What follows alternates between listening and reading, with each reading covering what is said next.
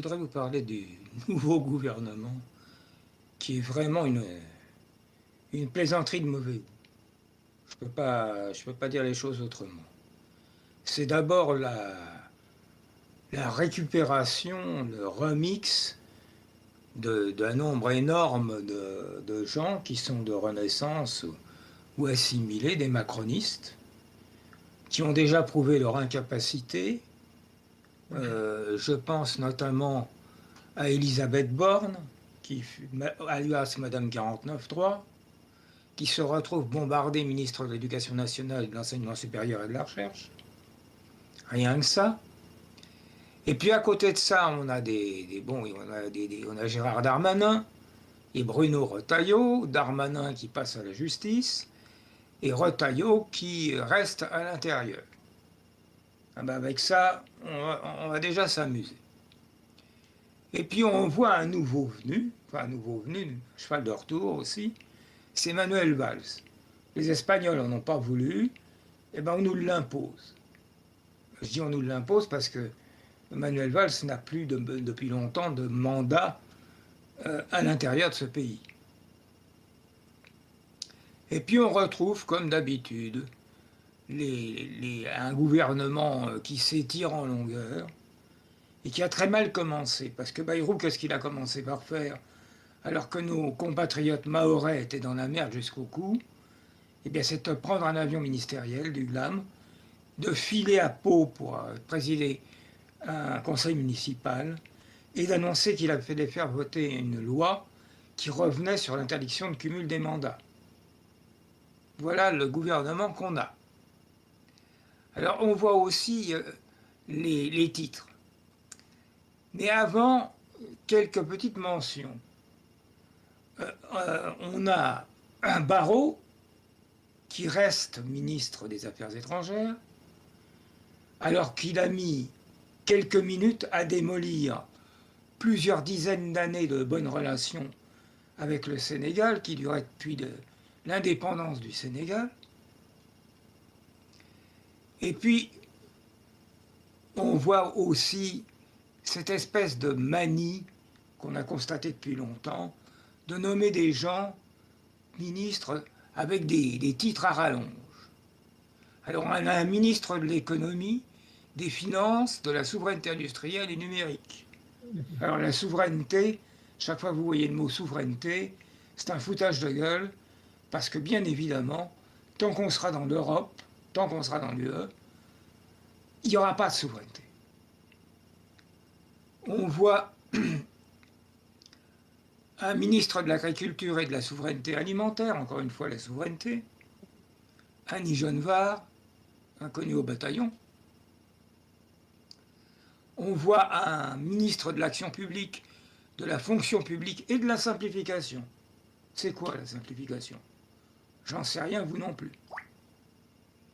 Surtout quand on sait que toutes les mesures macroniques qui ont été prises en matière administrative ont plutôt compliqué les choses que de les simplifier.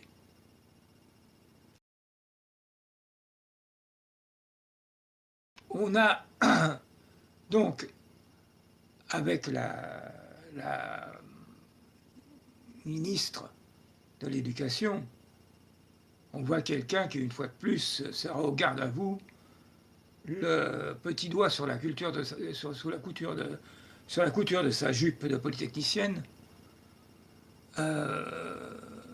pour faire ce qu'on lui dit de faire.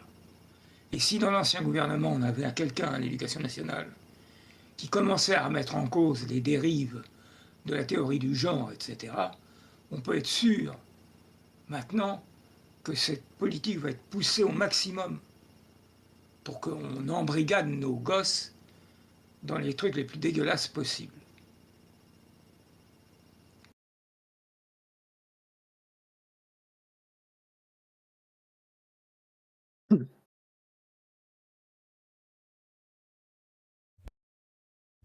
C'est terminé pour ta partie? Non, non, je pense que ce gouvernement, il faut savoir combien de temps il va durer.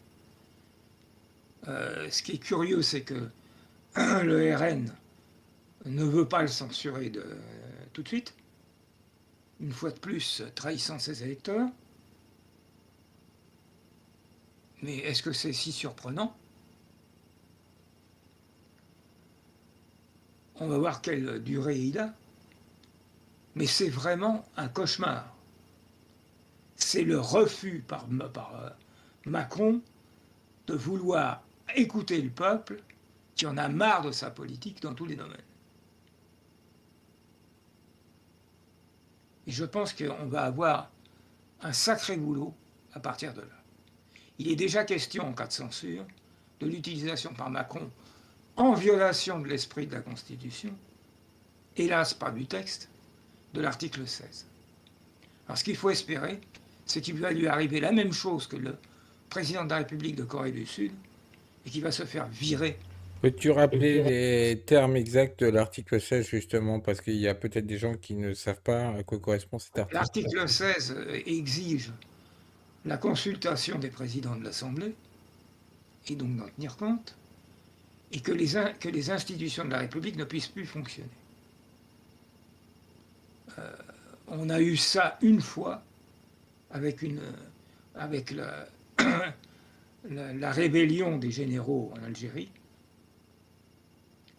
et que ça a été mis en place par De Gaulle, et c'est vrai que là, les institutions étaient complètement entravées.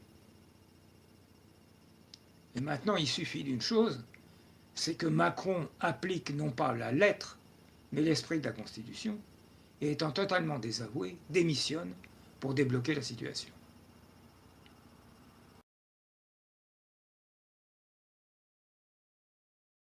Il y a un truc que j'aurais rajouté pour les criticos, justement, communistes. Est-ce que vous vous rendez compte que le capital lui-même n'hésite pas à remettre en cause toute institution démocratique pour répondre à une forme de plan globalisant?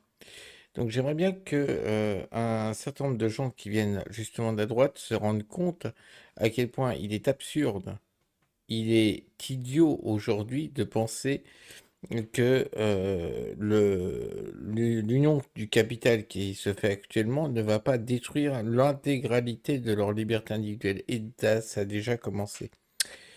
Et ça, il faut bien le comprendre. Il faut bien comprendre aussi dans cette optique la critique que fait Lambda par rapport au gouvernement, en essayant d'expliquer. On n'est plus sur un gouvernement, justement, avec un capital libéral. Parce que les moyens de communication aujourd'hui sont tels que leur plan, en fait, ne peut être qu'entravé.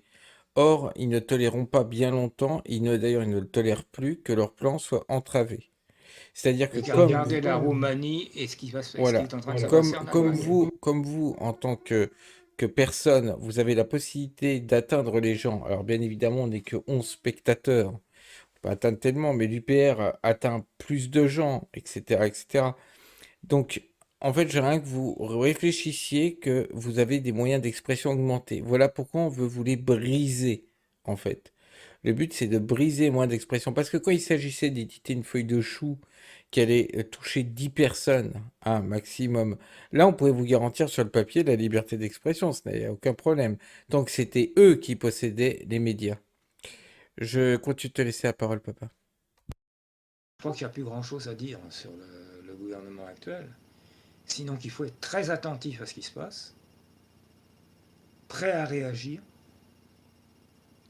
et ne pas accepter les dérives qu'il y a eu en Roumanie qui sont en train de se produire maintenant en Allemagne.